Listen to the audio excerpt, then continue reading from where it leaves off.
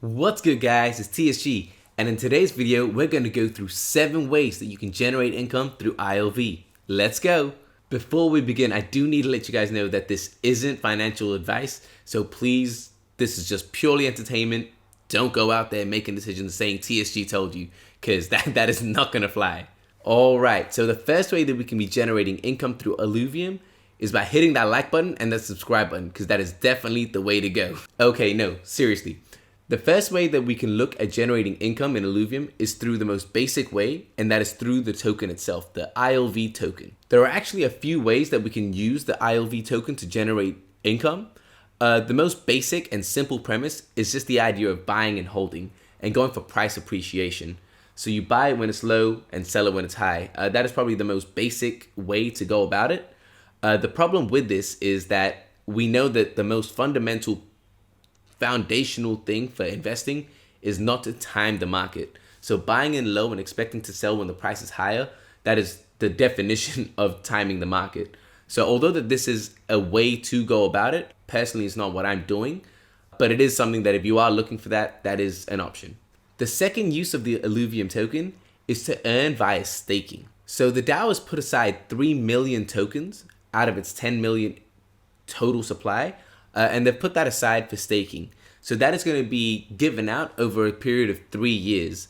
If I'm not mistaken, I'm 99% sure that this is the case.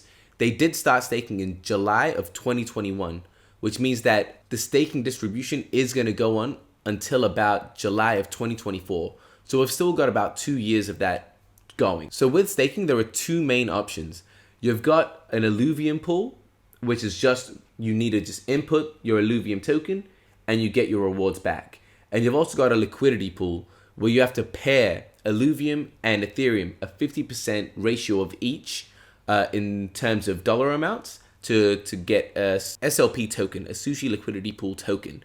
And that gives you a higher APY, but does have the risk of impermanent loss. I'm not going to go into the finer details of standard Illuvium pool staking and the liquidity pool staking, because that's going to take way too much time. The last that we did check, the standard pool was giving out about a 30% APY, and the sushi liquidity pool was giving around a 300% APY. They do fluctuate based on price and the amount of people staked in those pools, but that has been pretty standard. Like it's kind of stuck around those numbers for a while now. Currently, staking has been paused. And it's looking to go live again in the next week or 2. Aaron did mention that the final audit should be coming back at the start of next week. It has been paused just due to an exploit that did happen, but that is being looked after and taken care of, so it's not something that we should be worrying about into the future. The third and final way to be generating income through the use of the Illuvium token is via RevDiz. For those that don't know, RevDiz is revenue distribution. The way I suggest looking at it is as a dividend of some sort. So we do know that the traditional legacy companies pay out dividends of very low percent dividends based on very low amounts of their revenue. And that's just a way to reward their shareholders. What Illuvium is doing differently is that 100% of its revenue gets distributed back to the stakeholders. So a lot of you guys might be asking, if they're giving away 100% of revenue, how is the company or how is the studio meant to stay afloat? This is done through Illuvium also having their token staked.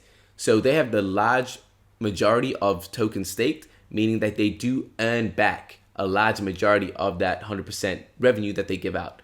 But for the rest of us that do have those Illuvium tokens, we do get a share of that as well. To be eligible for this RevDiz, the first thing you need to do is have the Illuvium token. And the second thing that you need to do is to stake that Illuvium token. As I mentioned before, you've got the 2 options, and both of them also come with a variable staking time period. So if you lock it in for a year, you're going to get times 2 the weight of the revenue you get back. If you lock it for a month, 6 months, the weight varies. So the longer you stake it for, the bigger that piece of pie that you get will be. Something else to consider as well, with the sushi liquidity pool, because that is ETH and Illuvium, you won't be getting revenue distribution on both of them. You will only be getting revenue distribution based on your Illuvium portion of that stake. So it is important to know that if you want to go for completely Illuvium, you're probably going to be able to afford more with the same amount of money and get a little bit more revenue because it's only Illuvium. Whereas if you deploy that same amount of capital into the Illuvium and Ethereum pool, you would be getting half of what you'd get because half of the money is in Ethereum, and that doesn't generate revenue distribution. So the thing with revenue distribution is it hasn't really been tested yet. Considering that Illuvium hasn't really been generating consistent income as of yet, it hasn't really been tested. The first times we're really going to see it play out in action is going to be during the land sale, which should be coming up pretty soon, and the Illuvitar sale, which should be an ongoing thing soon as that launches. So they're going to be the first two things where we really get a taste of revenue distribution and see what it really does, and how much we can earn, the potential of earning with that. We don't know exactly how to predict those things, but if you guys do want to speculate, you guys can have a lot of fun on Scariox's YouTube channel and Vetamore. They both go into it a bit more depth and speculate a bit heavily, and it is quite fun. We don't know how accurate any of these things are going to be, but if you are just keen to see different opinions on it, those guys are a good place to start.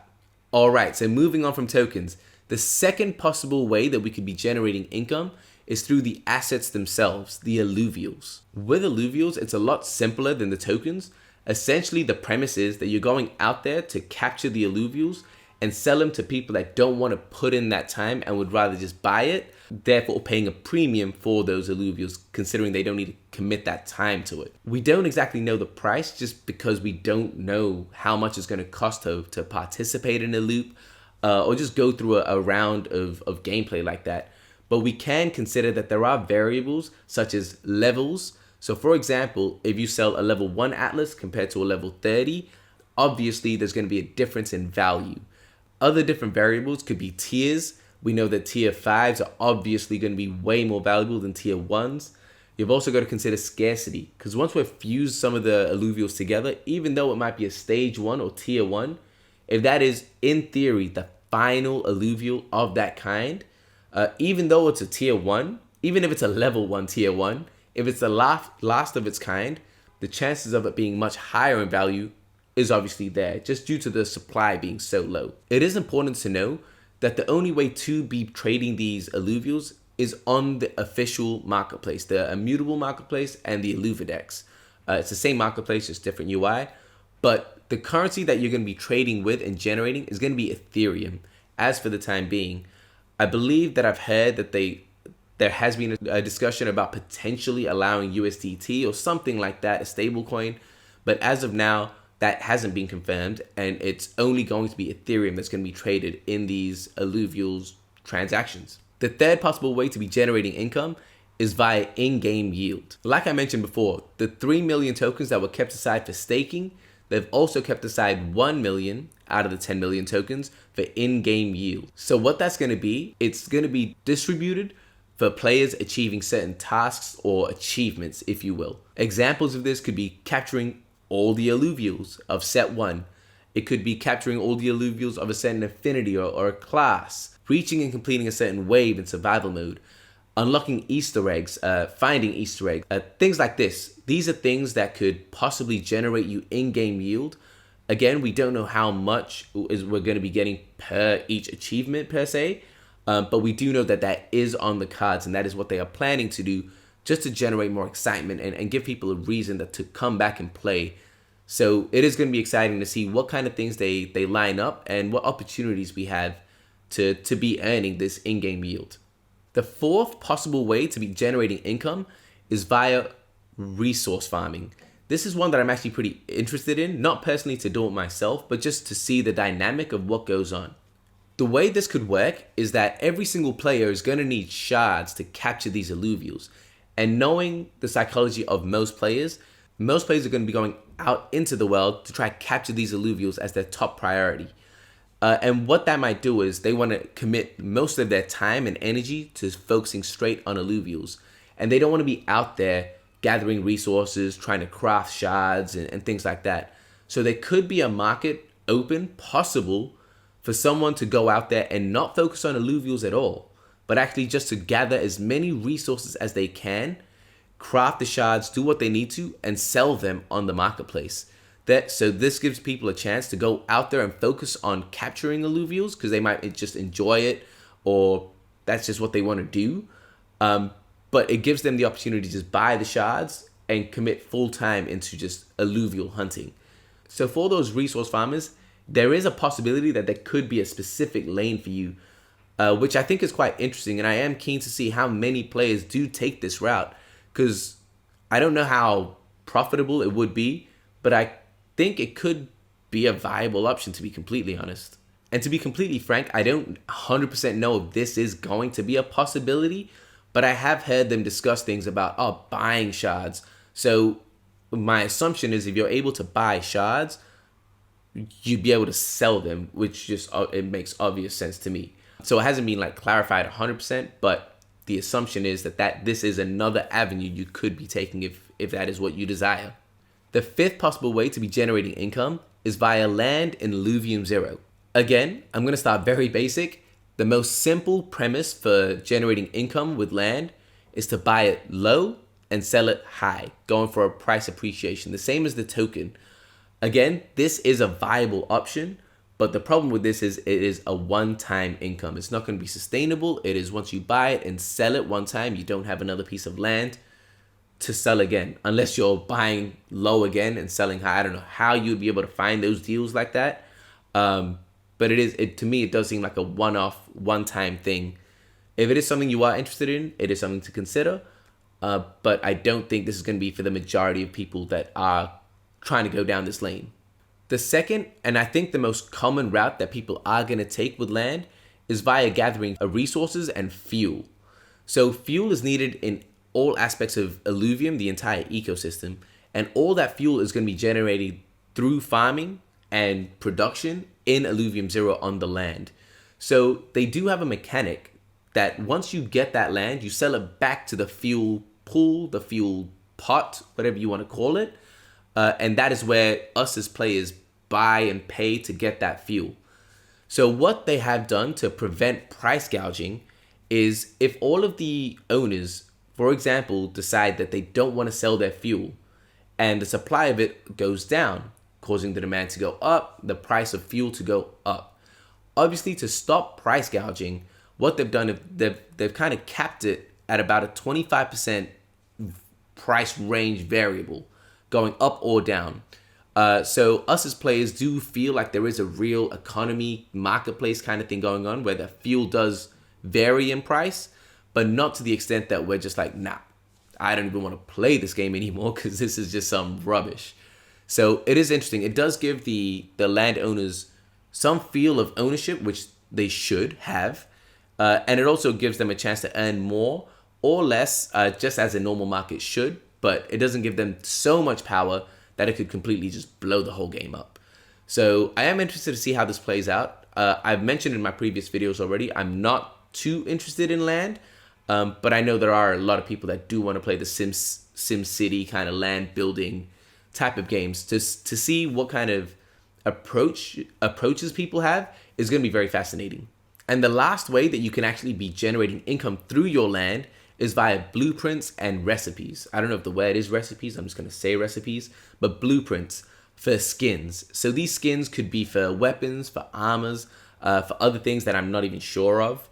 And how it works is, on your land, you're going to be researching things. And you might have alluvials that come across and you do some research on them and you develop a skin. It could be a Santa skin. It could be a camo skin. It could be anything that you really want. A Christmas skin. I doubt they have Christmas on Illuvium, but the idea is there.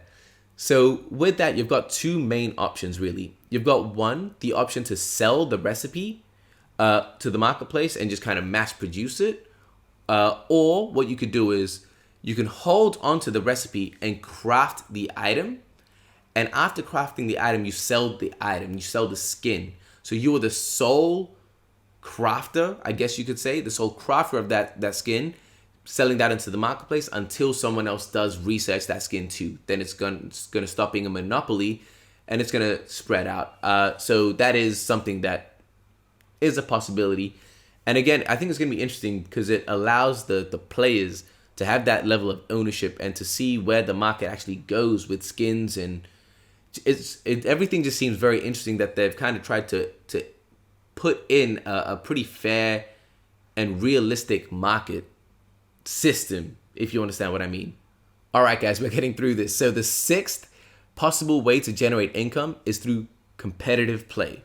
This is probably one of the most obvious things you can think of when you look at a game like this, the competitive aspect of the gameplay. So it's been mentioned many times by Kieran that the goal for the studio, Illuvium Studio, is to host the biggest esports prize pool competition in the history of esports. The prize pool that they'd be looking at putting up comes from that 1 million tokens that I said was kept aside for in-game yield. So part of that would be in-game yield, part of that would be for this prize pool, or for these prize pools, I should say. And if we just take into account that at the peak price of Illuvium, it would mean that with that 1 million tokens, they would have around $2 billion US dollars to play with in regards to a prize pool. So if you just consider what we're really getting with Dota prize pools and League of Legends prize pools, the amount of 2 billion, even if you take, I don't even want to say half of that, but like even if you take less than that, a quarter of that, that's still a huge amount for prize pools. Even if you got 100 million, something like that, it's going to be massive. So the potential to earn via competitive play, by official competitions, is going to be huge. There are also other things to consider with the competitive play. I know that some of the content creators are open to hosting their own small competitions here and there. And obviously for the sake of content, they're going to be putting up some ETH or some ILV as a prize. So if you're not looking to go on the big stage, that the official Illuvium tournaments, you could be looking at the content creator tournaments. These are possibilities. And the final way to take this on a more competitive route as well is via the Leviathan arena. So we know that with the Leviathan arena, we're going to be battling with our stats unbalanced. So however strong your Illuvial is, that is what you're battling with. And in this Leviathan setting, you're able to wager Ethereum, for those who don't know. But you're able to wager ETH. So I can imagine seeing a lot of battles going in, especially big whales or even not big whales, going in to battle each other, saying I put 0.5 ETH, I put 1 ETH, 10 ETH, if they really want to. And they don't need to wait for every 3 months, every 6 months, whatever time frame that the official Illuvium tournaments are going to be at. They can just be going into the Leviathan arena every day if they want to and be wagering as much ETH. So for this to be a viable way to be generating income consistently, you need to be pretty good, which is why I've kind of put it in this competitive portion of this video. Because, yeah, the possibilities for competitive earning are there, but I think it is going to take a bit of time, and you do need to make sure that you are very good. Otherwise, wagering all your ETH is going to result in you losing a lot of money. All right, guys. So the seventh and final way to generate income is via scholarships and managing. I'm going to be completely honest with you guys. This is the part that I'm least aware of and I'm least confident about talking about. But I did want to bring it up with you guys just so I put it out there. And if some of you guys more educated can fill me in, feel free to let me know in the comments what's going on. As far as I'm aware, the whole concept is just about you lending out your Illuvials to those that want to just borrow them and participate in the ecosystem somehow. You can either choose to lend them out for a flat dollar fee or for a percentage fee. So whatever they earn through using your Illuvials in 24 hours, you get a percentage back, whether that's 10, 20%, whatever the agreement is. So with this, theoretically, you could put your Illuvials to work while you're sleeping, and that could generate income. Nothing has been confirmed about this, but as far as I'm aware, I have heard Kieran mention that he is interested in something like this if it's done in a more refined way. And as far as I'm aware as well, Polymos, the guild, is making this one of their priorities to create a system, a working, functioning system to allow people to do this, to stake their assets, to lend their assets in a very controlled and refined manner to avoid just the ickiness of the scholarship situations. I think the idea is that they're trying to create a lending system that is most beneficial and efficient for the lender and for the lendee, making it a happy kind of existence for both. If that is the case and they do end up making something like that, I think that is going to be a huge thing for everyone involved. All right, guys. So as you can see, there are so many possibilities on how we can generate income through this Illuvium ecosystem. And that's what's got me really excited about it. It's not just this is the one way, and if you don't do this or if you're not good at it, bad luck. From what I can see is if you're a competitive player, you've got that avenue. If you're the collectible guy, you can go down that road by collecting all the Illuvials. If you don't want to do any of that and just be the supporting actor, I guess you could say, by supplying the resources, that is an option for you too. There's just a road for everyone, and I think that's what makes this game so exciting, the studio, this project, so exciting. I'm going to be completely upfront with everyone. For me, personally, the things that I'm focused on the most is one, and most definitely, the token side of things, the staking and the revenue distribution. That's probably going to be my number one priority going forward. And I am keen to see, once we get that land sale, that Illuvitar sale, and we start to test out this revenue distribution system that they have, to see how viable that's going to be going forward into the future. My second priority in the game is the competitive side.